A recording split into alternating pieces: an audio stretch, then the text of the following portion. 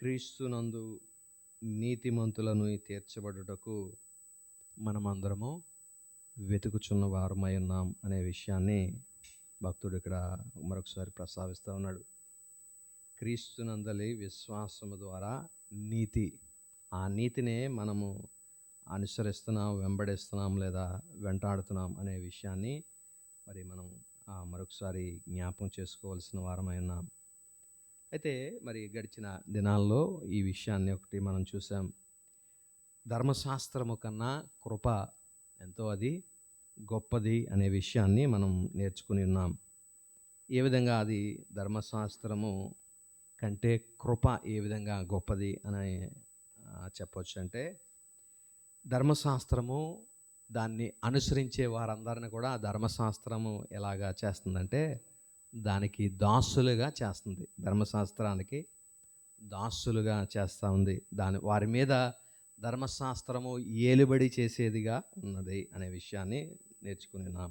అదే కృప అయితే కుమారులుగా మనల్ని ఎంచుతుంది, వారసులుగా మనల్ని క్రీస్తుతో కూడా మనము సహవారసులుగా కృప మనల్ని చేస్తుంది అనే విషయాన్ని మనం తెలుసుకుని ఉన్నాం. ప్రియులరా, ధర్మశాస్త్రము క్రింద ఉన్నవారు ఒకవేళ ధర్మశాస్త్రాన్ని కనుక ఉల్లంఘిస్తే దేవుని యొక్క ఉగ్రతకు వారు గురవుతారు. దానివల్ల వచ్చేటువంటిది శిక్ష వస్తుంది, కండెమ్నేషన్. ఎవరైతే క్రీస్తు అలాగే ఆ ధర్మశాస్త్రాన్ని అనుసరించడానికి ప్రయత్నిస్తారో, ఆ ధర్మశాస్త్రాన్ని కనుక ఉల్లంఘిస్తే దానివల్ల కలిగే ప్రయోజనము దేవుని ఉగ్రత. అది ఉగ్రత వారి మీదకి, దేవుని శిక్షగా వారి మీదకి వస్తుంది అనే విషయాన్ని మనం జ్ఞాపకం చేసుకోవాలి ప్రియులరా. అయితే ఈ ధర్మశాస్త్రము ఏ ఒక్క వ్యక్తిని కూడా మరి నీతిమంతుడిగా అది తీర్చలేకపోయింది. మనిషి ఆ క్రియలలోనూ మరి స్వభావంలో కూడా పాపిగానే ఉంటా ఉన్నాడు అనే విషయాన్ని మనం జ్ఞాపకం చేసుకోవాలి. ధర్మశాస్త్రమును అనుసరించిన వారు నీతిని సాధించలేకపోయారు. వారు స్వాభావికంగాను క్రియలలో కూడా వారు పాపులుగా మరి ఎంచబడ్డారనే విషయం మనం నేర్చుకుని ఉన్నాం.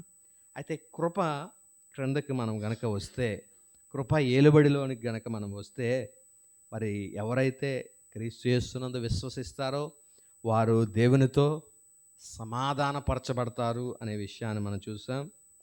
వారు స్వాభావికంగా పాపము చేసినప్పటికీ, క్రియల ద్వారా వారు పాపము చేసినప్పటికీ హోదాలో నీతిమంతులుగానే వారు కొనసాగుతారు.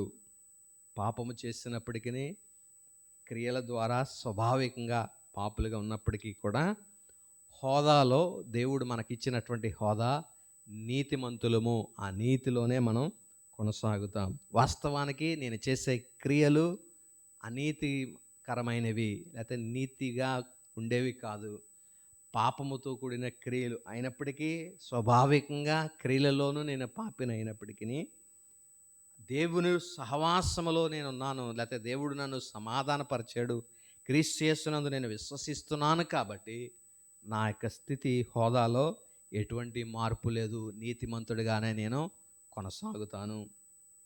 అయితే ఆ విధమైనటువంటి నీతిని లేకపోతే విశ్వాసాన్ని నేను క్రీస్తు యేసునందు నా జీవితకాలము నేను కొనసాగించాను అనుకోండి, క్రీస్తు రాకడ రావచ్చు లేదా నేనే పోయే సమయం రావచ్చు, ఆ చనిపోయేటువంటి సమయం వరకు లేదా రాకడ సమయం వరకు ఆ విశ్వాసాన్ని గనక నేను కొనసాగించగలిగితే క్రీస్తు వచ్చినప్పుడు నా దేహము ఈ మట్టి దేహం వల్ల మహిమాదేహంగా మార్చబడుతుంది. దీన్నే మహిమపరచబడుట లేదా గ్లోరిఫికేషన్ అని మనం పిలుస్తూ ఉంటాం. స్వభావరీత్యా క్రియలలోనూ విధేయులుగా మనం ఉంటాం, దేవునికి ప్రేమకు పాత్రలుగా ఉంటాం. వాస్తవానికి నా స్వభావం ఏమీ నీతిమంతుది కాదు, లేకపోతే క్రియల వల్ల నీతి విధేయతను నేను చూపించలేను. కానీ ఈ దేహము నుండి నన్ను విడిపించాడు కాబట్టి, ఈ దేహము పోయి మహిమాదేహము నాకు వచ్చింది కాబట్టి ఆ దేహంలో హోదాలోనూ నేను నీతిమంతుడిగానే ఉంటాను, స్వాభావికంగాను నీతిమంతుడిగానే ఉంటాను, క్రియలలో కూడా నేను నీతిమంతుడిగానే ఉంటాను. ఎందుకంటే ఇప్పుడు పాపంలో ఏలుబడి చేసేటువంటి శరీరము క్రింద నేను లేను. పాప స్వభావం కలిగిన శరీరం నాకు లేదు. రెండోది క్రియలు కూడా మరి పాపము చేసేటువంటి అవకాశం లేదు. ఎందుకంటే నేను మహిమపరచబడిన శరీరాన్ని ధరించి ఉన్నాను కాబట్టి. కాబట్టి కృప మనకు అట్టి యోగ్యతనిస్తా ఉంది. ఏటా యోగ్యం అంటే మన స్వాభావికంగాను, క్రియలలోను, హోదాలోను పరిశుద్ధత కలిగిన వారంగా, నీతి కలిగిన వారంగా మనం ఉండడానికి మరి అవకాశాన్ని కృప కలిగిస్తుంది. అంతేకాదు దేవునితో సంబంధాన్ని కలిగి ఉండడానికి, ఆ సంబంధం ఎక్కడనూ చెక్కు చెదరక ఆ సమాధాన స్థితి యందు కొనసాగడానికి కృప మనకు సహాయపడుతుంది అనే విషయాన్ని మనం జ్ఞాపకం చేసుకోవాల్సిన వారమై ఉన్నాం. అయితే మరి ఈ సమస్య, ఈ వేదాంతపరమైనటువంటి సమస్య యాకోబు, యోహాను, తర్వాత పేతురు, బర్నబా వీరికి ఏర్పడినటువంటి సమస్య ఏంటంటే, ప్రారంభము క్రీస్తు యేసునందు విశ్వసిస్తున్నారు. విశ్వసించిన తర్వాత, నీతిమంతులుగా ప్రకటింపబడిన తర్వాత, ఆ నీతిలో కొనసాగాలంటే ధర్మశాస్త్ర క్రియలు చేస్తానే ఉంటే, ధర్మశాస్త్రానికి లోబడుతూ ఉంటే ఆ సంబంధం కొనసాగుతుంది అని వారు విశ్వసిస్తున్నారు. ధర్మశాస్త్రము రద్దయింది అన్నటువంటి ఆ స్థితి వారు గ్రహించలేకపోయినట్లుగా మనం చూస్తూ ఉన్నాం.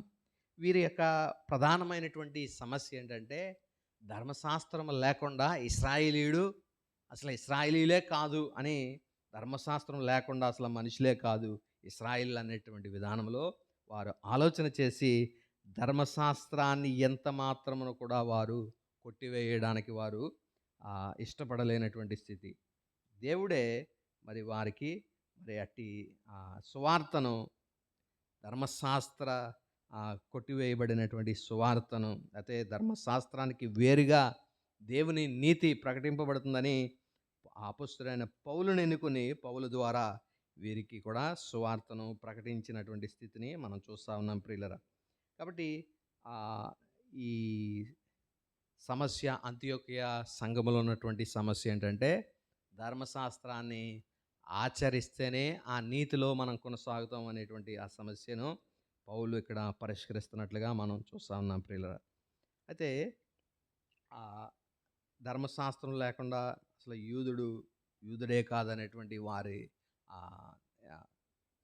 అభిప్రాయానికి పౌలు ఇచ్చినటువంటి సమాధానము, మరి నిజమైన యూదుడు అంటే రోమపత్రికలో కూడా చూసాం కదా, బాహ్యానికి యూదుడైన ప్రతివాడును యూదుడు కాదు, కానీ అంతరంగమున సున్నతి చేయబడిన వాడే నిజమైన యూదుడు అనే ఆ డెఫినేషన్ ప్రకారము భౌతిక సంబంధమైన వారసుడు కాదు ఇశ్రాయేల్. నిజమైన ఇశ్రాయేలీయుడు అంటే ఆత్మ సంబంధంగా హృదయ ఛేదన చేయబడినటువంటి వాడే నిజమైన ఇశ్రాయేలీయుడు లేదా యూదుడు అనేటువంటి ఆ డెఫినేషన్ మరి వారికి ఇచ్చినట్లుగా మనం చూడగలుగుతాం. అయితే మరి ఆ ధర్మశాస్త్రం యొక్క పరిమితిని, ఆ వ్యవధి ఎంతవరకు ఉన్నదో అది మర్చిపోయారు వాళ్ళు. చూడండి, ఒక ప్రోడక్ట్కి ఏ విధంగా అయితే ఎక్స్పైరీ డేట్ ఉంటుందో, అలాగే ధర్మశాస్త్రము కూడా ఒక ఎక్స్పైరీ డేట్ ధర్మశాస్త్రానికి ఉంది. అది ఎప్పటి వరకు అంటే క్రీస్తు యేసు ప్రభువారు చనిపోయి పునరుద్ధానుడిగా లేచే వరకు మాత్రమే అది ధర్మశాస్త్రము ఉనికిలో ఉండింది. దాని తర్వాత ధర్మశాస్త్రము కొట్టివేయబడినటువంటి స్థితిని సాక్షాత్తు దేవుడే మరి యేసుక్రీస్తు ప్రభువారే పౌలుకు వివరించారు. ఆ దర్శనమందు పేతురుకు ఏంటి ఆ దర్శనం అంటే, చతుష్పాద జంతువులన్నీ తెర మీద చూపించి వీటన్నిటినీ చంపుకుని తినే అని, అపవిత్రమైన దాన్ని నేను ఎలా తింటానని పేతురు చెప్పడం, ప్రభు పరిశుద్ధపరిచిన వాటిని నీవు అపవిత్రంగా ఎంచొద్దు అని. అంటే ఇది వరకు అవి అపవిత్రమైన జంతువులు.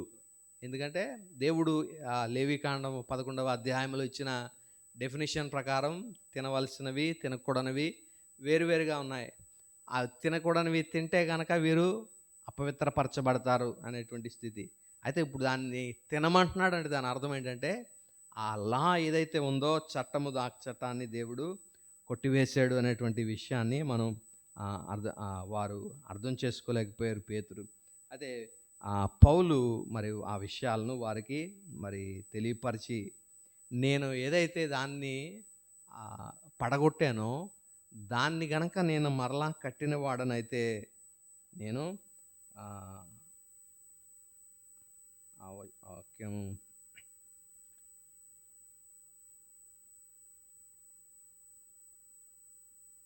18వ వచనంలో, నేను పడగొట్టిన వాటిని మరలా కట్టిన ఎడల నన్ను నేనే అపరాధినిగా కనపరుచుకుందును కదా. ఏంటి ఇతడు పడగొట్టింది ఏంటి అని చూస్తే, సిస్టమ్ ఏదైతే అప్పుడు వరకు ఉందో, సిస్టమ్ అంటే ధర్మశాస్త్రము మీద కట్టబడినటువంటి జీవితాలుగా వారి జీవితాలు ఉండేవి. ధర్మశాస్త్రం మీద కట్టబడ్డారు. అయితే ధర్మశాస్త్రాన్నే ఇప్పుడు కూలగొట్టేశాడు. ఆ స్ట్రక్చర్ అంతా కూడా పడగొట్టేశాడు. ఆ ప్లేస్లో నూతనమైనటువంటి స్ట్రక్చర్ వచ్చింది. 4 దశల మెట్లుగా ఉన్నటువంటి ఆ స్ట్రక్చర్ని మనం చూసాం కదా. యాజకత్వము, లేవి యాజకత్వము నుండి మెల్కీసెదెకు ఆ క్రమము చొప్పున క్రీస్తు యేసు యొక్క యాజకత్వంలోనికి వచ్చారు. ధర్మశాస్త్రము నుండి వారు నూతన నిబంధనకు వచ్చారు. తర్వాత ఏదైతే బలులి అర్పణ ఇవ్వాల్సినటువంటి స్థితి ఉందో, ఏటేటా పలుమార్లు ఇవ్వాల్సినటువంటి బలులకు బదులుగా ఒకటే ఒక శాశ్వతమైనటువంటి బలి, క్రీస్తు ప్రభువారి బలిగా ఆ సిస్టమ్ని మరి పడగొట్టేసిన దాన్ని కనుక నేను మరలా కడితే నన్ను నేనే అపరాధినిగా నేను కనపరుచుకుంటూ ఉన్నాను. కాబట్టి నేను పడగొట్టిన దాన్ని మరలా నేను కట్టేటువంటి వాడను నేను కాదు అనే విషయాన్ని అక్కడ ప్రస్తావిస్తున్నట్లుగా మనం చూస్తూ ఉన్నాం. కాబట్టి ఈ యొక్క అవగాహన వీరికి లేకపోయింది. ఏ అవగాహన అంటే, పరిశుద్ధపరచబడేటువంటి ప్రక్రియ, ఒకసారి సమాధానపరచబడిన తర్వాత, దేవునితో ఒక సంబంధాన్ని నెలకొల్పిన తర్వాత ఆ సంబంధం ఎలా కొనసాగుతుంది అని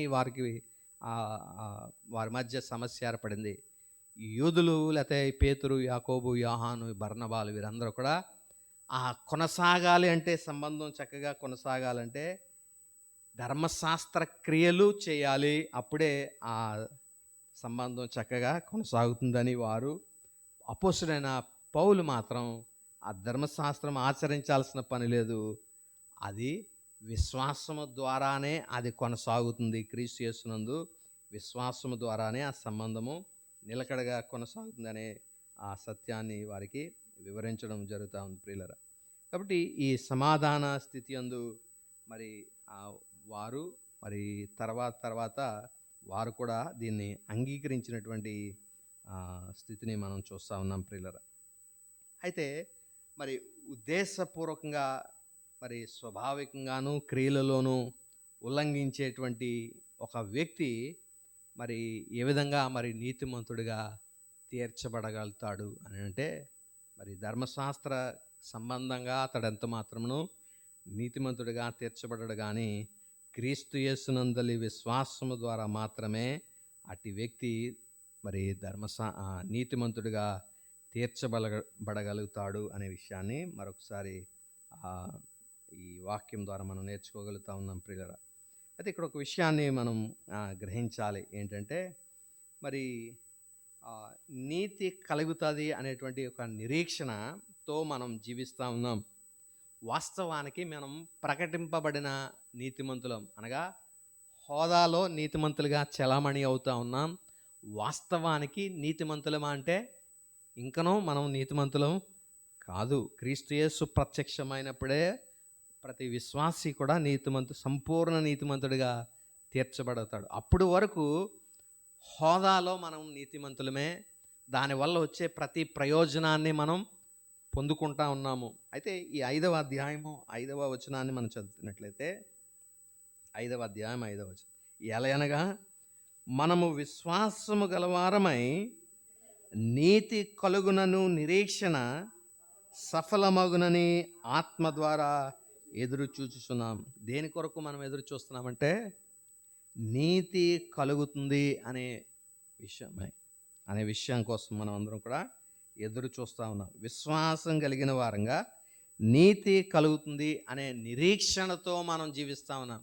అంటే మనందరికీ ఏంటి నిరీక్షణ అంటే, ఇప్పుడు వాస్తవానికి నీతి యొక్క ప్రతి ప్రయోజనాన్ని మనం పొందుకుంటున్నాం. కానీ సంపూర్ణమైనటువంటి నీతి ఒక దినాన్న మనకి కలుగుతుంది. అది క్రీస్తు ప్రత్యక్షమైనప్పుడు మనకు ఆ నీతి సంపూర్ణంగా వ్యక్తి తీర్చబడతాడు. అంటే ఇండైరెక్ట్గా మనం నిరీక్షణ దేనికోసం అంటే క్రీస్తు యేసు రాక కొరకు. ఆయన వస్తే నీతి ఆటోమేటిక్గా సంపూర్ణులుగా మనల్ని నీతిమంతులుగా తీర్చుతాడు. కాబట్టి మన నిరీక్షణ దేని కొరకంటే ఆ ఆత్మ ద్వారా దేని కొరకు ఎదురు చూస్తున్నామంటే క్రీస్తు ప్రత్యక్షపరచబడతాడు రెండోసారి. ఆయన ప్రత్యక్షపరచబడినప్పుడు మనల్ని సంపూర్ణమైన నీతిమంతులుగా ప్రకటిస్తాడని చేస్తాడనే విషయాన్ని మనం జ్ఞాపం చేసుకోవాలి ప్రియులారా.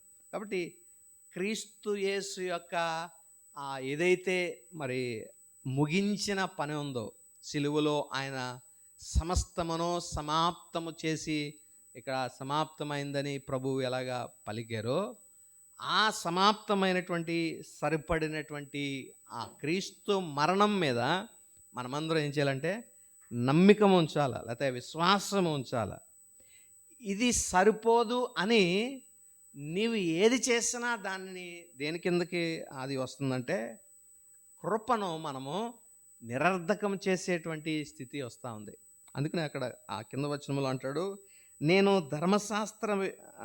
నేనైతే దేవుని విషయమందు జీవించు నిమిత్తము ధర్మశాస్త్రము వలన ధర్మశాస్త్ర విషయమై చచ్చిన వాడనైతిని.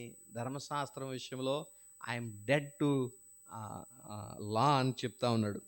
ఉదాహరణకి ఒక చనిపోయినటువంటి ఆ వ్యక్తికి మరి ఏం చెప్తే వినబడుతుంది, లేకపోతే ఏం చేస్తే వినబడుతుంది, ఏమైనా మనం ఆ వ్యక్తికి ఏం చేసినా సరే ఆ వ్యక్తికి ఏమైనా తెలుస్తుంది అంటే ఏం తెలియదు. ఎందుకంటే ఆ వ్యక్తి ప్రతి అన్నిటి విషయంలో కూడా అతను ఎలా ఉన్నాడంటే చచ్చిన వాడుగా ఉన్నాడు. కాబట్టి అతనికి ఏం జరిగినా ఏ విషయంలో కూడా అతనికి మరి తెలియలేనటువంటి విధానంలో అతడు జీవాన్ని లేని వాడుగా ఉన్నాడు, మృతుడుగా ఉన్నాడు. కాబట్టి ఆ వ్యక్తికి ఏం చేసినా మనకు ఆ వ్యక్తికి తెలియదు. అలాగే ఇతడు ధర్మశాస్త్రము విషయములో మృతుడు అని అంటే ఆ ధర్మశాస్త్ర సంబంధమైన ఏ కార్యము కూడా, ఏ క్రియ కూడా ఇతనికి హాని చేయదు అనే విషయంలో మరి ఆ విషయాన్ని గమనించవలసిన వారమైనా. కాబట్టి డెడ్ టు లా అని అంటే ఏంటంటే ఆ ధర్మశాస్త్రం విషయమై మృతుడు అని అంటే ఏంటంటే ధర్మశాస్త్రాన్ని నేను ఇక ఆచరణబద్ధంగా నేను ఏ కార్యము దానివలన నేను చేయట్లేదు. కాబట్టి దాని ప్రతిఫలము లేదా దాని ఇంపాక్ట్ ఏదైతే ఉందో అది నా మీద పడదు. దాన్ని అనుసరిస్తే అది చేయలేదు కాబట్టి దానివల్ల నాకు శాపం వచ్చే అవకాశం ఉంది. కానీ ఇప్పుడు నేను దాన్ని సంపూర్ణంగా దాన్ని నివారించాను, నా జీవితంలో సంపూర్ణంగా లాను తీసివేశాను. కాబట్టి ఇప్పుడు అది అందులో ఏది నేను మీరినా దానివల్ల కలిగేటువంటి దుష్ప్రభావం ఏది నా మీద పడదు. ఎందుకంటే నేను దాని విషయంలో చచ్చిన వాడిగా నేను ఉన్నాను అనే విషయాన్ని తెలియపరుస్తూ ఉన్నాడు ప్రియులారా. కాబట్టి మరి ఆ విషయం ధర్మశాస్త్రము విషయంలో మృతుడు అని అంటే దాని అర్థం ఏంటంటే దాన్ని ఆచరించేటువంటి విధానములో అతడు మృత స్థితిలోనికి వెళ్ళిపోయాడు. దాన్ని ఏ ఒక్క ఆజ్ఞను కానీ అతడు పాటించేటువంటి మరి స్థితి అతనికి లేదు అనే విషయాన్ని మనం చూస్తూ ఉన్నాం. మరి దేని విషయంలో ఇతడు జీవిస్తున్నాడంటే క్రీస్తుతో కూడా నేను సిలువ వేయబడినాను, ఇక మీదట జీవించువాడును నేను కాదు, క్రీస్తే నా యందు జీవించుచున్నాడు. కాబట్టి ధర్మశాస్త్రము మూలంగా నేను ఇప్పుడు నా క్రియలు నేను వాటి విషయంలో మృతుండే. కాబట్టి ఇప్పుడు నా యందు ప్రత్యక్షపరచబడేది ఏంటంటే క్రీస్తు మాత్రమే, లేదా క్రీస్తు యొక్క కృప మాత్రమే నా యందు పరచబడుతుంది అనే విషయాన్ని అక్కడ ప్రస్తావించినట్లుగా మనం చూస్తూ ఉన్నాం. ఈ స్లైడ్ని మనం చూస్తున్నట్లయితే ఒక వ్యక్తి మరి ఈ యొక్క యేసుక్రీస్తు నందు లేదా ఆయన సువార్త యందు ఎవరైతే విశ్వాసం ఉంచడం ప్రారంభించారో ఆ విశ్వసించినటువంటి ఆ యొక్క విశ్వాసము ఆ వ్యక్తిని ఏ విధంగా తీరుస్తుందంటే అతని జీవిత కాలంలో ఏ విధమైనటువంటి అవిధేయ చర్యలున్నా, ఏ విధమైనటువంటి పాప స్వభావంతో కూడినటువంటి చర్యలు అతడు చేసిన వాడైనప్పటికీ కూడా దేవునితో అతనికి ఉన్నటువంటి సంబంధము విశ్వాసము ద్వారా అతను ఎలాగ తీర్చబడుతున్నాడంటే నీతిమంతుడిగానే తీర్చబడుతున్నాడు. లోపము కలిగిన స్వభావం అతనికి ఉంది. ఎందుకంటే ఈ శరీరము అనేటువంటి ఆ హ్యూమన్ నేచర్ ఎలాంటిది అంటే పాప నైజము. కాబట్టి పాప నైజముతో జీవితకాలమంతయు అవిధేయుడిగా ఉన్నప్పటికీ కూడా దేవునితో అతనికి ఉన్నటువంటి ఆ సహవాసం విషయంలో, నీతి విషయంలో ఏమాత్రము కూడా మార్పు లేదు. విశ్వాసములో దేవుని యందలి ఆ దేవునితో నీతిమంతుడిగానే కొనసాగుతూ ఉన్నాడు. అయితే ఇది వరకు సువార్త అంగీకరించక ముందు పాపమునకు అతడు ఎలా ఉన్నాడంటే ఆ పాపమునకు రావాల్సిన శిక్ష ఏదైతే ఉందో శిక్షకి పాత్రుడుగా ఉన్నాడు. కానీ ఎప్పుడైతే సువార్తను అంగీకరించాడో ఆ ఉగ్రత నుండి తప్పింపబడ్డాడు, శిక్ష నుండి తప్పింపబడ్డాడు. కాబట్టి ఇప్పుడు క్రీస్తు రాకడా లేదా క్రీస్తు మన మరణము ఆ వరకు కూడా నీతిమంతులుగానే మనము తీర్చబడతా ఉంటాం.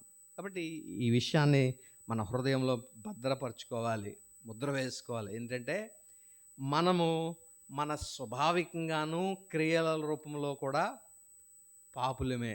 అది ధర్మశాస్త్రం క్రింద ఉన్నా, కృప కింద ఉన్నా ఇవి మాత్రం మనం మార్చలేం. మన మన జీవితంలో మార్చలేనిది ఏంటంటే మన స్వభావము, పాప స్వభావము, చర్యలు కూడా పాప స్వభావం. కాబట్టి ఈ స్వభావం ఎప్పుడు కూడా ఎలాంటి చర్యలు చేయాలని కోరుకుంటుందంటే లోపల పాపమే ఉంది కాబట్టి స్వభావము, ఆ పాప స్వభావంతో పాపపు క్రియలు చేయాలనే ఈ శరీరం ఎప్పుడు కోరుకుంటూ ఉంటుంది. అయితే ఈ స్వభావాన్ని తీసివేయలేం, కానీ స్వభావాన్ని మాత్రం నిద్రపుచ్చి దాన్ని స్లీపింగ్ మోడ్లోనికి పంపించేయచ్చు. ఎలాగంటే ధర్మశాస్త్రాన్ని తీసివేసి ధర్మశాస్త్ర స్థానంలో కృపణ గనక మనం తీసుకుని వస్తే, విశ్వాస ద్వారా కృప ద్వారా మనం క్రీస్తు యేసునందు విశ్వాసం ఉంచితే ఆ స్థితి పాప నైజము ఏదైతే ఉందో అది నిద్రాణ స్థితిలోనికి వెళ్ళిపోతుంది, నిద్రమత్తులోనికి వెళ్ళిపోతుంది. ఎప్పుడైతే ధర్మశాస్త్రాన్ని కనుక మనం తీసుకుని వచ్చామో ఈ నిద్రాస్థితిలో ఉన్నటువంటి ఈ పాప నైజము దాన్ని మరలా లేపిన వారం అవుతాం. ఎప్పుడైతే పాప నైజము లేపబడుతుందో శరీరం ఏం చేయడానికి ఇష్టపడుతుందంటే పాపము చేయడానికే ఇష్టపడుతుంది. ఎందుకంటే లోపల ఉన్నటువంటి నైజము ఆ విధంగా దాన్ని ప్రేరేపిస్తుంది, ప్రోత్సహిస్తుంది. కాబట్టి ఎందువల్ల దేన్ని ఆధారం చేసుకుని? ధర్మశాస్త్రాన్ని ఆధారం చేసుకుని ఇది ఉంది కాబట్టి ఇది మేల్కొంటుంది నిద్రాస్థితిలో నుండి. అదే ధర్మశాస్త్రములోని ఆజ్ఞలన్నిటినీ మనం తీసివేసి దీని విషయంలో చచ్చిన వాడంగా మనం ఉన్నామంటే ఈ పాప నైజము కూడా, పాప స్థితి కూడా ఇది నిద్రాణ స్థితిలోనికి వెళ్ళిపోతుంది. కాబట్టి ఇది మన లేకపోతే మన మానవ స్వభావము పాప నైజం అనేటువంటి దాన్ని ఎల్లప్పుడూ కూడా మనము నిద్రాణ స్థితిలోనికి మనం ఉంచాలి. ఎప్పుడైతే ఆజ్ఞను ఆధారం చేసుకోవడానికి మొదలెట్టామో, లేకపోతే ఆజ్ఞను ప్రకారం మనం దేవునికి అనుకూలంగా ఉండాలని మనటువంటి ఆ ప్రయత్నాన్ని మనం మొదలుపెట్టామో ఆటోమేటిక్గా ఈ నిద్రావస్థ స్థితిలో ఉన్న పాప నైజము జీవముతో కూడా అది లేస్తుంది. తద్వారా మనిషి మరింత పాపము చేయడానికి అది ప్రేరేపిస్తుంది అనే విషయాన్ని మనం జ్ఞాపకం చేసుకోవాలి ప్రియులారా. అయితే ఇక్కడ చిన్న విషయాన్ని మనము గమనించవలసిన వారమైన ఏంటంటే ఈ కొంతమంది వాదం అంటే ఈ వీళ్ళు బయలుదేరారు. ఇది కూడా ఒకసారి చూసిన తర్వాత మనం ముందుకు వెళ్దాం. 2 పద్ధతులు ఉన్నాయి. ఐదర్ కృప ఉన్నది, లేదా ధర్మశాస్త్రం ద్వారా నీతి అనేది ఉంది, లేదా విశ్వాసం ద్వారా నీతి. ఇవే కదా ఈ 2 ఉన్నాయి మనకి. దేవుణ్ణి నీతిమంతులుగా దేవుని చేత మనం తీర్చబడాలంటే పాత నిబంధన ప్రకారం వారు ప్రయాసపడింది ధర్మశాస్త్రం ద్వారా వెళ్ళాలని అనుసరించారు, లేదా క్రియల ద్వారా. తర్వాత మరి కొంతమంది భక్తులు పాత నిబంధనలోను నూతన నిబంధనలో కూడా విశ్వాసం ద్వారా నీతిమంతులుగా తీర్చబడడానికి ప్రయాసపడ్డారు. అయితే ఈ 2 పద్ధతుల్లో కామన్‌గా మనిషికి ఉన్నటువంటి కామన్ డినామినేటర్ రెండిట్లో కూడా కామన్‌గా ఉన్నది ఏంటంటే, మనిషి తన క్రియల ద్వారా, స్వభావము ద్వారా పాపిగానే మిగిలిపోతాడు. నీవు ఏ మార్గాన్ని ఎంచుకున్నా, క్రియల ద్వారా దేవునితో సహవాసం కావాలని అది ఎంచుకున్నా, లేదా విశ్వాసము ద్వారా దేవునితో సమాధాన స్థితి కావాలి అని ఈ మార్గాన్ని, విశ్వాస మార్గాన్ని ఎంచుకున్నా, ఏ మార్గాన్ని మనం ఎంచుకున్నా మాత్రం క్రియల ద్వారాను, తర్వాత స్వభావము ద్వారాను మనిషి ఎలా ఉంటాడు? పాపిగానే ఉంటాడు. క్రియలు పాపం చేయమని ప్రోత్సహిస్తాయి. లోపల ఉన్న పాప నైజము పాపం చేయమని అతన్ని ప్రోత్సహిస్తూ ఉంటాయి. కాబట్టి మనిషి పాపే. విశ్వాసము ద్వారా లేకపోతే క్రియలు ఆచరించి లేకపోతే ధర్మశాస్త్రాన్ని అనుసరించి చేసిన ఇది మాత్రం మనిషిలో ఇది మాత్రం పోదు. ఏది? మనిషికున్న మానవ నైజము ఇది ఉందా కదా, స్వభావం పోదు. అలాగే అతని క్రియలు కూడా ఆ స్వభావం పాపంది కాబట్టి క్రియలు కూడా పాపం చేయడానికే ప్రోత్సహిస్తాయి. కాబట్టి మనిషి పాపిగానే మిగిలిపోతాడు. కాబట్టి ఆ పరిశుద్ధుడు అని చెప్పడానికి అసలు 100% అసలు ఏమాత్రం అవకాశం లేదు. మనిషి పరిశుద్ధుడు అని ఒకవేళ పరిశుద్ధుడు అని చెప్పుకున్నాడంటే అతను మోసం చేస్తున్నట్లుగానే మనం భావించాలి. కాబట్టి ఏ ఒక్క వ్యక్తి పరిశుద్ధుడు కాదు. ఎందుకంటే స్వభావమే ఆదాము నుంచి అది పాపంతో కూడుకున్నది కాబట్టి ఇంక నువ్వు పరిశుద్ధుడని మనం అయితే పరిశుద్ధుడిగానే దేవుడు మనల్ని పిలుస్తున్నాడు. వాస్తవానికి మనం అపరిశుద్ధులుగా ఉన్నప్పటికీ కూడా ఇప్పుడు నీతిమంతులు అని ఎలా పిలుస్తున్నాడు? నీతి మనలో లేదు, కానీ నీతిమంతులుగా ప్రకటింపబడ్డాం. వాస్తవంగా నీతి ఎప్పుడు వస్తుంది? సంపూర్ణమైన నీతి క్రీస్తు రాకడలో మనం ఆ సంపూర్ణ నీతిమంతులుగా.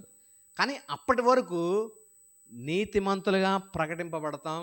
నీతి వల్ల కలిగే ప్రతి ప్రయోజనాన్ని మనం పొందుకుంటాం.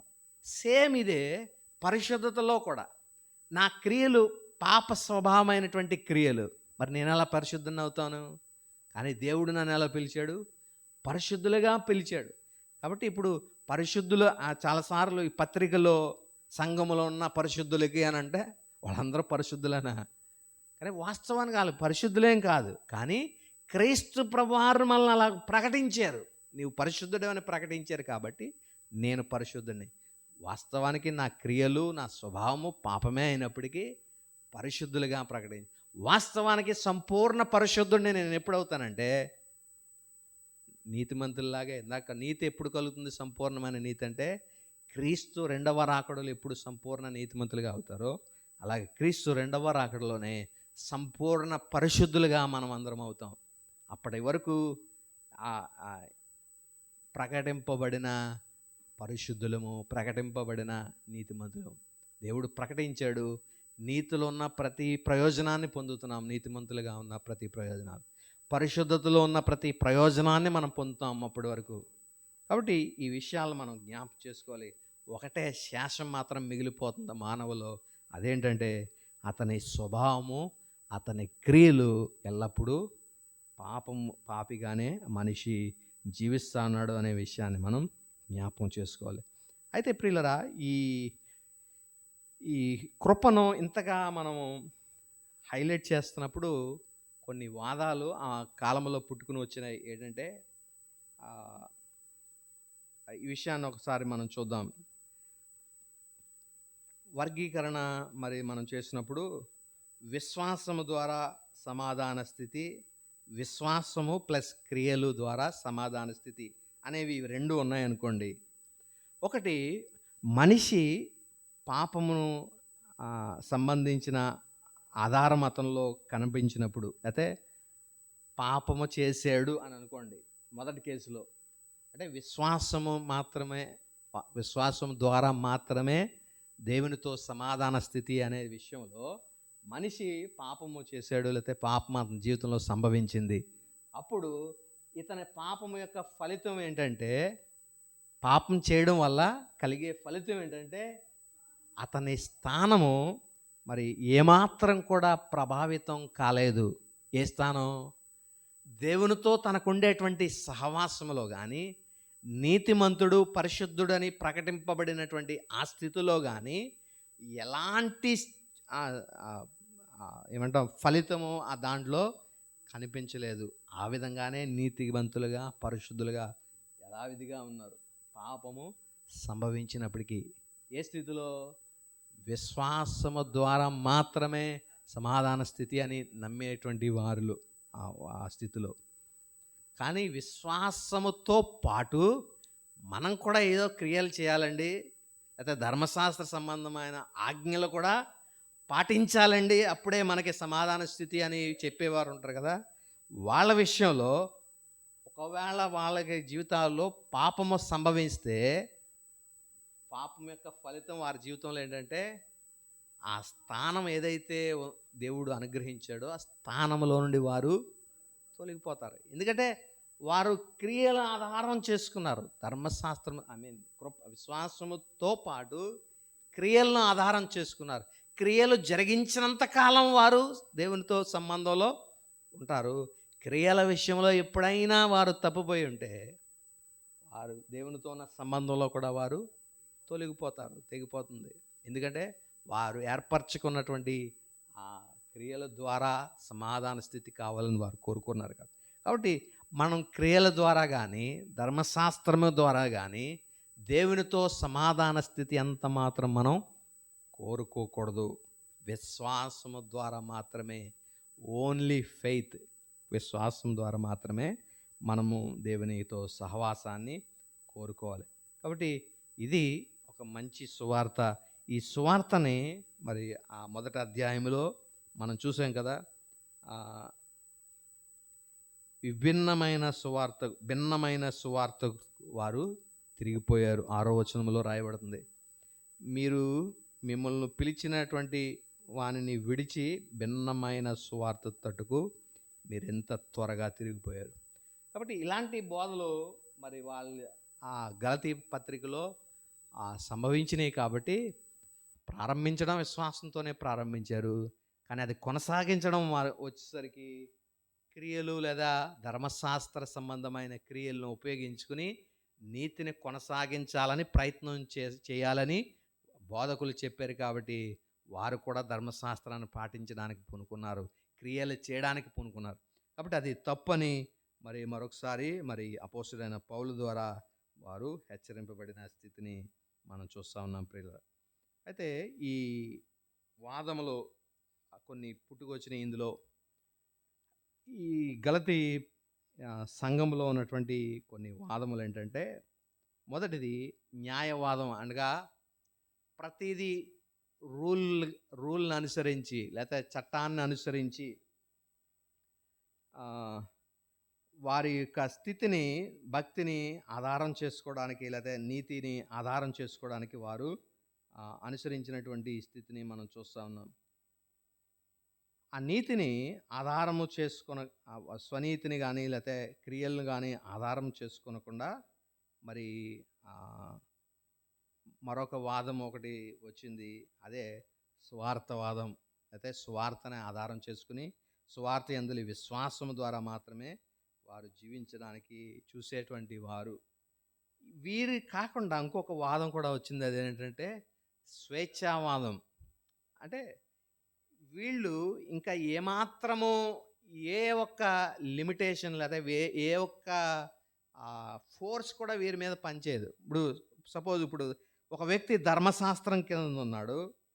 ధర్మశాస్త్రము క్రింద ఉన్నటువంటి ఆ వ్యక్తి నీతిగా ఉండాలని అంటే ఏం చేయాలనంటే ధర్మశాస్త్రపు ఆజ్ఞలే చెప్తాడు. పలానా పాటించాలి, పలానా పాటించాలి, పలానా పాటించాలి. ఇలాంటి పాటిస్తేనే మనము నీతిమంతులుగా ఉంటామని ఆ ధర్మశాస్త్రాన్ని పాటించే ఈ న్యాయవాదులు చెప్తూ ఉంటారు. అయితే ఈ న్యాయవాదుల నుండి సువార్త వారికి అందింపబడింది. మరి సువార్త ధర్మశాస్త్రం వలన కాదు మనం నీతిమంతులుగా తీర్చబడేది, దేవుని యందలి విశ్వాసం, క్రీస్తు యేసునందలి విశ్వాసం ద్వారా నీతిమంతులుగా ప్రకటింపబడతారు అనేటువంటి విషయము అనేటువంటిది దీనిలోనికి సువార్తను నమ్మేటువంటి వారు విశ్వసించారు. అయితే ఇప్పుడు మూడవ వర్గం ఏంటంటే స్వేచ్ఛావాదులు. ఏంటంటే ధర్మశాస్త్రము లేదు. నేను ఇంకా దేని కింద కూడా నేను ఆధీనంలో లేను. దేని ఆధీనంలో. వాస్తవానికి సువార్తను నమ్మేటువంటి ఒక వ్యక్తి ధర్మశాస్త్ర ఆధీనములో లేను గానీ, ఎవరి ఆధీనంలో ఉన్నాడు? పరిశుద్ధాత్మ ఆధీనంలో ఉంటాడు అతను.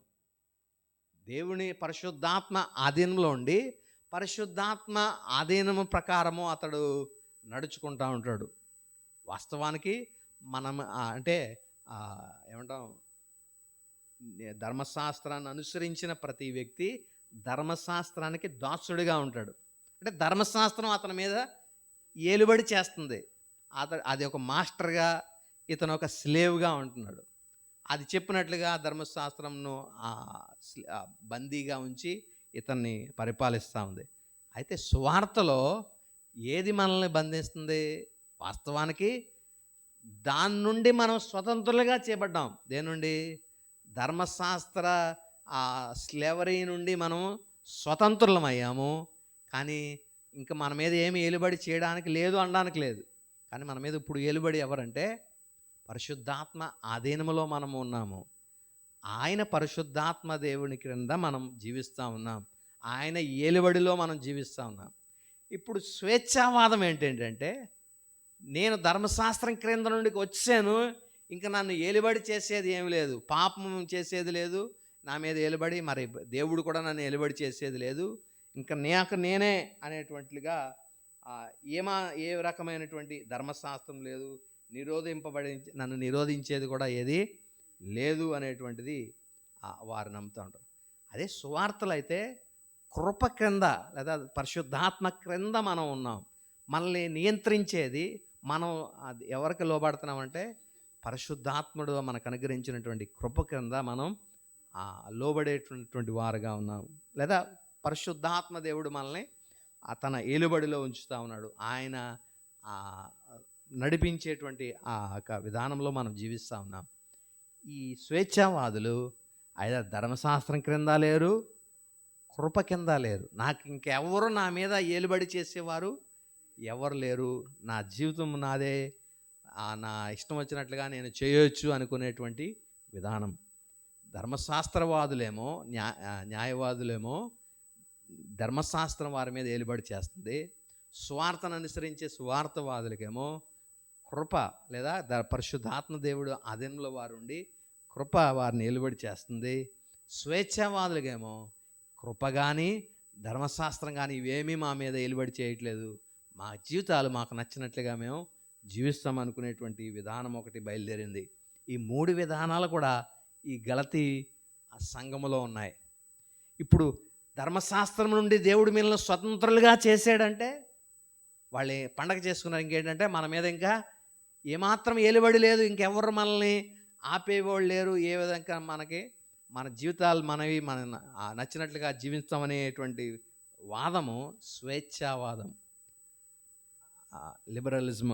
అది మరి ఈ గలతీ పత్రికలో ఒకటి బయలుదేరింది. అయితే ఈ 2 ఎక్స్ట్రీములు కూడా మరి పనిచేయవు. ఏంటంటే ఒక ఎక్స్ట్రీమ్ ఏమో నేను దేని కిందనూ ఏలుబడి లేదనేటువంటి ఒక విధానము స్వేచ్ఛావాదం ఒకటే. మరొక ఎక్స్ట్రీమ్ ఏంటంటే ధర్మశాస్త్రము నా మీద ఏలుబడి చేస్తుంది, ధర్మశాస్త్రం ఏలుబడి కిందనే ఉన్నాను అని చెప్పడం.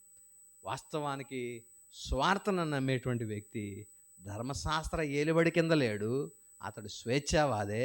అయినప్పటికీ పరిశుద్ధాత్మ ఆధీనంలో కృప క్రింద అతడు ఉన్నాడు అనే విషయాన్ని మనం అర్థం చేసుకోవాల్సిన వారమై ఉన్నాం.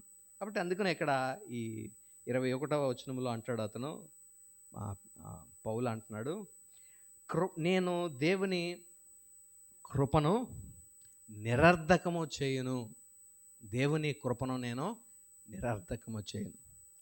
దేవుడు కృప మనకు అనుగ్రహించినప్పుడు ఆ కృపను నేను మిస్యూజ్ చేయను, లేకపోతే నిరర్ధకము చేయను అనేటువంటి విషయం చెప్తాను. ఒకనొక సందర్భంలో ఒక వాక్యాన్ని మనం చదివితే కృప మానవులకి ఎంత లేకపోతే మేలు చేస్తుంది, లేకపోతే మానవులకి మాత్రమే ఇంత గొప్ప భాగ్యాన్ని దేవుడు అనుగ్రహించాడు అనేటువంటి విషయాన్ని మనం గ్రహించవలసిన వారమైన కృప దేవదూతలకి లేదండి. కృప అనేటువంటిది ఈ వాక్యాన్ని ఒకటి చదువుదాం చూడండి. పేతురు రాసిన మొదటి పత్రిక 1వ అధ్యాయము 12వ వచనాన్ని మనం చదివితే, పేతురు రాసిన పత్రిక 1వ అధ్యాయం 12. పరలోకం నుండి పంపబడిన పరిశుద్ధాత్మ వలన మీకు స్వార్థ ప్రకటించిన వారి ద్వారా మీకు ఇప్పుడు తెలియబడిన ఈ సంగతుల విషయమై తమ కొరకు కాదు కానీ మీ కొరకే తాము పరిచర్య చేసిరనే సంగతి వారికి బయలుపరచబడెను. దేవదూతలు ఈ కార్యములను తొంగి చూడగోరుచున్నారు. చాలండి. దేవదూతలకి వాళ్ళు ఒక క్యూరియాసిటీ అండి. వాళ్ళకి ఒక ఏమంటాం, ఏం జరుగుతుంది భూలోకంలో, ఏం జరుగుతుంది అని భూలోకంలోనికి తొంగు చూడాలనేటువంటి ఆశ ఎవరికి కలుగుతుందంట? దేవదూతలే కానీ. అంటే పరలోకంలో లేనిది భూలోకంలో ఉన్నది ఏంటి అంటే, పరలోకంలోనే మనందరం ఎక్కడ ఉండాలనుకుంటాం? ఈ గొడవలన్నీ బాబు, పరలోకంకి వెళ్ళిపోతే ఏ గొడవ ఉండదు అని ఆ పరిశుద్ధతలోనికి, ఆ యొక్క భోగభాగ్యాల్లోనికి వెళ్ళిపోవాలని మనం కోరుకుంటాం. కానీ దేవదూతలు అవన్నీ వాళ్ళకు ఉన్నాయి, కానీ వాళ్ళకి లేనిది ఏంటంటే కృప వాళ్ళకి లేదు. వాస్తవానికి కృప ఉండాలంటే ఏముండాలి? కృప ఉండాలంటే అదే దేవుడు కృప చూపించాలంటే ఏది అవసరం అవుద్ది? దేవునికి మన మీద కృప చూపించాలంటే ఏది అవసరం అవుద్ది? మనలో ఏముండాలి? లేకపోతే ఇది ఉంటే దేవుడు కృప చూపిస్తాడు అనడానికి ఒకటి ఏదైనా ఉందా? పాపం ఉంటే సరిపోద్దండి. పాపమే కదా. పాపం ఎక్కడ విస్తరిస్తుందో అక్కడ దేవుని కృప విస్తరిస్తుంది. ఇలాగ ఆలోచన చేద్దాం. ఏంటంటే దేవుడు భూమిని సృష్టిస్తానని దేవుడు అనుకున్నాడు. భూమిని, అందులో ఉన్న సమస్తాన్ని కూడా, ఆ యూనివర్స్ అంతటిని ఆయన నిర్మిస్తానని అనుకున్నప్పుడు ఆయన అందులో మానవుడిని పెడతాడని ఆయన తెలుసు కదా. తెలుసా? తెలియకుండా అయ్యో ఇది చేసేనేటి అనుకున్నాడా? తెలిసే చేశాడు. తెలిసి ఆ వ్యక్తికి, మానవులకి ఏమేం కావాలో అవన్నీ కూడా ముందే ఎన్ని సంవత్సరాలకి కావాలో అన్ని సంవత్సరాలకి సరిపడగా అందులో ఆక్సిజన్ కానీ, అందులో ఏది ఫుడ్ అవసరమో ఆ ఫుడ్ కానీ, లేదా భూమిలో ఎంత సారం ఉండాలో, ఎన్ని సంవత్సరాల నుంచి మనిషి దున్నుతున్నా భూమిలో ఇంకా అది సారం ఇస్తానే ఉంది, పంటలను అది పండిస్తానే ఉంది. భూమి అంత సారం పెట్టాడు, అంత నీరు ఉంచాడు, రకరకాల ఏమేమి కావాలో అవన్నీ మానవునికి సరిపడగా, ఎన్ని సంవత్సరాలకి సరిపడగా కావాలో అన్ని సంవత్సరాలకి దేవుడు ముందే ప్లాన్ చేశాడు. ప్లాన్ చేయకుండా ఏమన్నా పంపించాడా? అయ్యో ఇప్పుడు ఇంతమంది వచ్చారా, ఏం చేయాలో తెలియట్లేదు నాకు ఇప్పుడు అని తర్వాత ఏమన్నా చేసాడా? అవి ఎన్ని సంవత్సరాలు జీవించాలో అంతగా, ఎంతమందిని పుట్టిస్తారో మానవులు అంతమందికి సరిపడగా సప్లై అంతా కూడా ముందే ఆయన సృజించాడు. సృజించినప్పుడు మానవుని సృజిస్తాడని కూడా దేవుడికి తెలుసు, తెలియకుండా ఏం చేయలేదు. సరే, ఇప్పుడు మానవుణ్ణి సృజించినప్పుడు మానవుణ్ణి ఎక్కడ పెడతాడో దేవుడు ముందే ఆలోచించాడా? అయితే వాళ్ళ పైనుండి ఇసిరైతే వాళ్ళు పారాషూట్లు తీసుకొచ్చి నేను ఇక్కడ ఏదేనలో దిగానా అనుకున్నాడా? లేదు, దేవునికి తెలుసు ఏదైనా వనంలో అతన్ని పెడతానని దేవునికి ముందే తెలుసు. సరే, ఏదైనా వనంలో ఈ వృక్ష ఫలాల్ని, ఏది మంచి చెడ్డల తెలివినిచ్చే వృక్ష ఫలం, జీవ వృక్ష ఫలం, ఈ రెండింటిని పెడతాడని దేవుడికి ముందే తెలుసా? ముందే తెలుసు దేవుడికి. అయితే ఈ విషయం ఒక ఆజ్ఞ పెట్టి మానవుల్ని నియంత్రిస్తాడని దేవునికి తెలుసా? నేను ఈ మంచి చెడ్డల వృక్ష ఫలాలను పెడుతున్నాను, ఈ వృక్ష ఫలాలను తినకూడదనేటువంటి ఆజ్ఞను నేను మానవులకి పెడతాననే విషయం దేవుడికి తెలుసా? అది కూడా తెలుసు. తర్వాత ఈ ఆజ్ఞను ఆదాములు మీరతారు అనే విషయం తెలుసా? తినకూడని పండు తినేస్తారని తెలుసా? తెలుసా లేదా? దేవుడికి తెలుసు, పండు తినేస్తాడని కూడా తెలుసు. మరి తెలుసుండి ఎందుకు ఇవన్నీ చేశాడు అంటే, తెలుసు దేవుడికి అన్నీ తెలుసు కదా. తింటాడని తెలుసు, దేవుడు పెట్టింది ఆయన ఆజ్ఞ పెడతాడని తెలుసు, ఆజ్ఞని అతిక్రమిస్తాడని తెలుసు, ఆజ్ఞ అతిక్రమించి పాపం చేసి వీడు పాప స్థితిలోనికి వెళ్ళిపోతారని కూడా దేవుడు తెలుసు. మరి ఎందుకు ఆపలేదు? అంటే పాపం చేయమని దేవుడు అనుమతించాడా అండి? దేవుడు పాపం చేయమని అనుమతించలేదు, కానీ పాపం కొరకు ఆయన ప్లాన్ చేశాడు. అనుమతి వేరే, ప్లానింగ్ వేరే. ఇప్పుడు ఉదాహరణకి మనం ఏదో ఒక ఫంక్షన్ ఏదో చేస్తున్నాం అనుకోండి, ఒక ఆల్టర్నేటివ్ ఒకటి మనం పెట్టుకుంటాం. ఒకవేళ అక్కడ ఆ వర్షాకాలంలో పెడుతున్నాం, ఇది కనుక అప్పుడు ముందు రోజు కనుక వర్షం వస్తున్నా, లేకపోతే ఆ రోజు పొద్దున కనుక వర్షం వస్తున్నా, ఆల్టర్నేట్గా దీన్ని ఈ ఫంక్షన్ని వేరే చోట మార్చేయడానికి ఒక ప్లాన్గా అతనికి మనం ముందే అడ్వాన్స్ ఇచ్చి ఉంచామనుకోండి, అలాగే మనం అనుకున్నట్టుగానే ఆ రోజే వర్షాకాలంలో ఆ ఫంక్షన్ ముందు రోజు లేకపోతే ఆ రోజు పొద్దున్న నుంచి ఎడతెరిపిన వాన పడిపోతుంది. అప్పుడు మనం ఏం చేస్తాం? ఆల్రెడీ మనం అక్కడ ప్లాన్ చేసి పెట్టుకున్నాం కాబట్టి ఈ సెట్టింగ్ అంతా ఇక్కడ నుంచి ఎక్కడైతే పెట్టాలని స్టాండ్ బైగా మనం కోరుకున్నామో, ఏదో ఒక ఆడిటోరియమో లేదా ఏదో ఫంక్షన్ హాల్ తీసుకున్నామో, దానిలోనికి ఈ కార్యక్రమాన్ని మనం పెట్టుకుంటాం. దీన్ని మనం ఏమని చెప్తాం? వర్షం రావాలని నేను అనుమతి ఇచ్చానట్టుగా మనం చెప్తామా? లేదా వర్షం వస్తే తగు రీతిగా నేను ప్లాన్ చేశానని చెప్పుకుంటామా? వర్షం వచ్చినా సరే నా ప్రోగ్రాం ఆటంకపడకుండా నేనేం చేశాను? ప్లానింగ్ చేసుకున్నాను. కాబట్టి వర్షం వచ్చింది, దాన్ని నేనేం చేయలేను కాబట్టి వర్షం వచ్చింది. నా ప్రోగ్రాం ఏం కాకుండా, డిస్టర్బ్ అవ్వకుండా ప్రోగ్రామ్ని వేరే స్థానానికి ఉండడానికి ముందుగానే నేను ప్లాన్ చేశాను. అలాగే దేవుడు కూడా ప్లాన్ చేశాడు. వాస్తవానికి ఆదాము అవ్వలు సాతాను మాట వినకుండా దేవుడు ఆజ్ఞకి లోబడి తినకుండా ఉండొచ్చు. కానీ ఒకవేళ తింటే, ఇప్పుడు ఇలాగ వర్షం వస్తే నాకు ఒక ఆల్టర్నేటివ్గా నేను బుక్ చేశాను, అలాగ ఒకవేళ వారు గనక అది తింటే దానివల్ల కలిగే పరిమాణాలు ఏదైతే ఉన్నాయో, ఆ ఆధ్యాత్మిక పతనము, మరణము లేదా పాపము మానవ జీవితాల్లో ఏలుబడి చేసేటువంటి ఈ స్థితి ఉందో, దాని నుండి మానవుల్ని బయటికి తీసుకురావడానికి దేవుడు ఏం చేశాడంటే ముందుగానే ఒకటి ప్లాన్ చేసి పెట్టుకున్నాడు. ఆ ప్లానింగ్నే మనం ఏమని చెప్తామంటే కృప అని అంటాం. కృప. ఈ కృపను ఇప్పుడు సపోజ్ ఈ విధంగా ఆలోచన చేద్దాం. ఇప్పుడు ఈ ఎగ్జాంపుల్ తీసుకుందాం.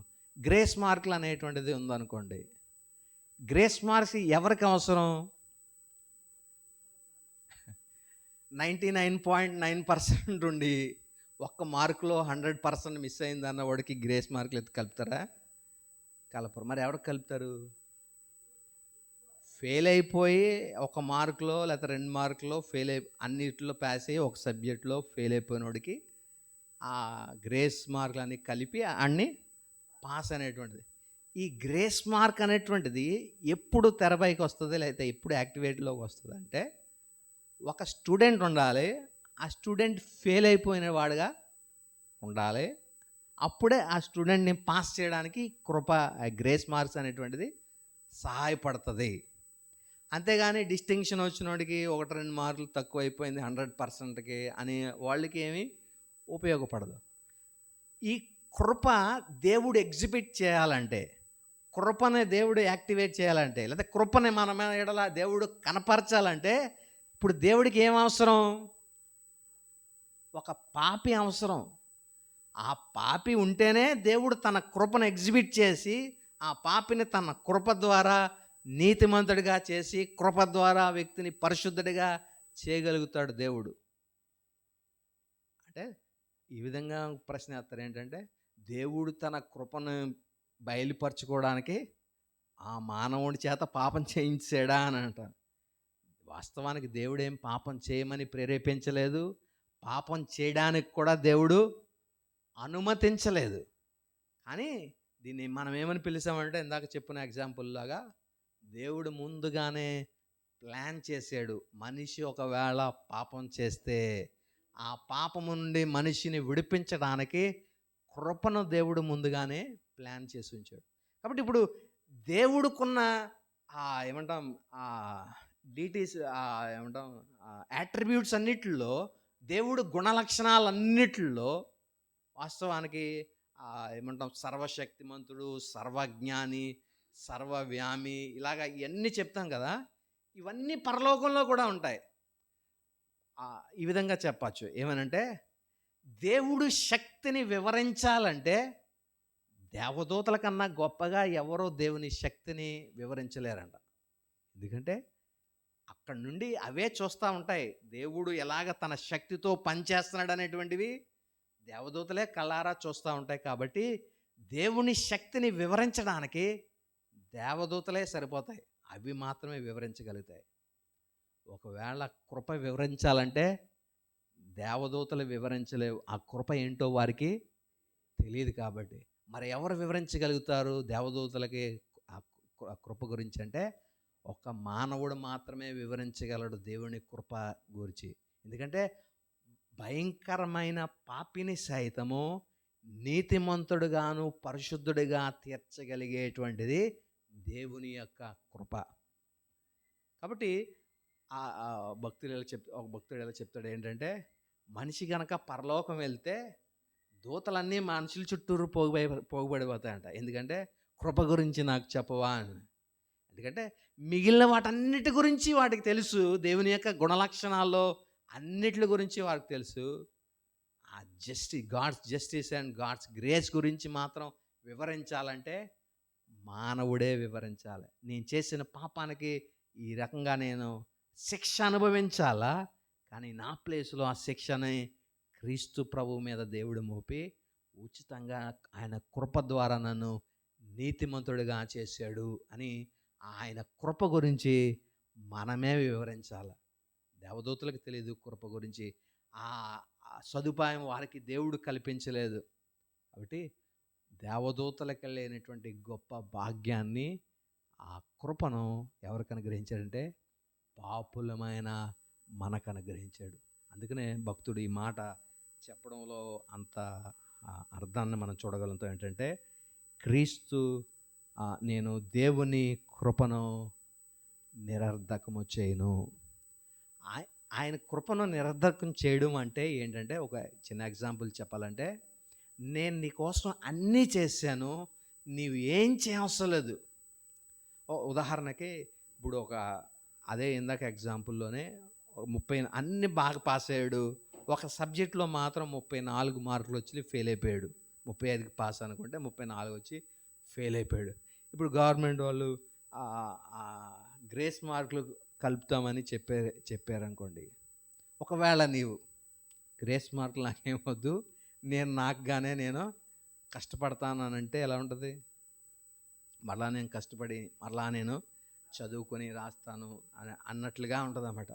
దేవుని కృపను నిరర్ధకం చేయమంటే, దేవుడు ఉచితంగా నువ్వు కష్టపడకుండా, లేకపోతే ఆయనే నీ స్థానం తీసుకుని నీకు బదులుగా నువ్వు చేయాల్సినంత క్రీస్తు చేసి నువ్వు ఉచితంగా ఆయన ఇచ్చే కృపను ఆధారం చేసుకుని ఆ బెనిఫిట్స్ ఏమున్నాయో వాటిని అనుభవించే స్థితికి దేవుడు నిన్ను చేరుస్తుంటే, లేదు నేను కూడా ఏదోటి చేయాలి, నేను కూడా ఏదోటి చేస్తాను అని నీ క్రియలను ఆధారం చేసుకుని నువ్వు చేసేటువంటి ఆ పనులు దేన్ని సూచిస్తుందంటే దేవుని కృపను నిరర్ధకం చేస్తున్నట్లుగా, లేదా దేవుడు ముగించిన పని యందు నీవు నమ్మిక ఉంచలేకపోతున్నావు. ఇది దేవుడు సఫిషియన్సీ ఆఫ్ జీసస్ డెత్ అంటే దేవుని యొక్క మరణం, క్రీస్తు ప్రభు యొక్క మరణం నాకు అన్ని విధాలా సరిపోతుందని నువ్వు నమ్మలేకపోతున్నావు. అందుకనే నీ సొంత కార్యాలు, సొంత క్రియలు చేయడానికి పూనుకుంటున్నావు. దేవుడు యొక్క మరణం అన్ని విషయాల్లో నాకు సరిపోతుందని నేను ఎప్పుడైతే నమ్ముతానో, వేరే క్రియల వైపు నేను చేయడానికి నేను ఇష్టపడను. ఎందుకంటే ఆయన అన్ని విషయాలు నా కొరకు సిలువలో చేసి ముగించాడు. కాబట్టి నేను ఆయన మరణం ఎందుకంటే ఎవరి కోసం చేశాడు ఆయన? ఆయన కోసం చేసుకోలేదు. నా స్థానం తీసుకుని నాకు బదులుగా ఆయన చేశాడు. కాబట్టి నా స్థానాన్ని ప్రభువు తీసుకున్నాడు. కాబట్టి ఆయన ఇచ్చే గ్రేస్ని ఆధారం చేసుకుని ఈ చేయడం వల్ల ఏ మేలు కలుగుతుందో ఆ మేళ్ళన్నిటినీ నేను చేయకుండానే పొందడానికి అర్హత కలిగిన వాడుగా ఉంటున్నాను. దేని ద్వారా అంటే కృప ద్వారా, దేవుడిచ్చే కృప ద్వారా. కాబట్టి నీతి అనేటువంటిది ధర్మశాస్త్రం వల్ల కలిగితే, అక్కడ చెప్తున్నాడు, క్రీస్తు చనిపోవడం, ఆ పక్షమందు క్రీస్తు చనిపోవడం నిష్ప్రయోజనం, వేస్ట్ అనమాట. దేవుడు క్రీస్తు ప్రభువారు చనిపోవడం ఒకవేళ ధర్మశాస్త్రం వలన గనక నీతి అనేది గనక వస్తే, కాబట్టి అది ఎంత మాత్రం నీతి ధర్మశాస్త్రం వల్ల రాదు. అది ప్రభువు నీకు ఉచితంగా తన కృప ద్వారా ఇస్తా ఉన్నాడు. క్రీస్తు యేసునందు విశ్వాసం ద్వారా ఇస్తున్నాడు. ఆ కృపను మనం ఏం చేయకూడదు?